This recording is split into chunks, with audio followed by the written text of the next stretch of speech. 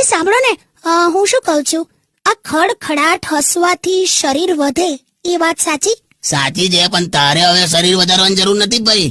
તારે તો થોડોક વખત હવે મેલેરિયા અપનાવવો જોઈએ. ચાવ ને હવે. તે તમે બધી બહેનો રોજ ભેગી થઈને વાતો કરીને ખીકી કર્યા જ કરો છો ને ગાર્ડનમાં.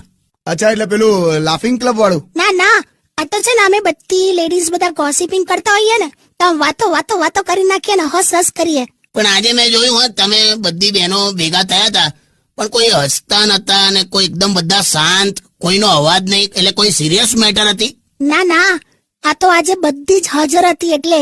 ઓ, શું ના ખબર પડી? એટલે જે ગેરહાજર હોય ને એની જ વાતો કરતા હોય છે આ બધા. અચ્છા, આ વસ્તુ ખોટી. હા, પણ તને કહી દો, આ કોઈની પીઠ પાછળ બોલવાનું. તમે મને એક સવાલનો જવાબ આપો.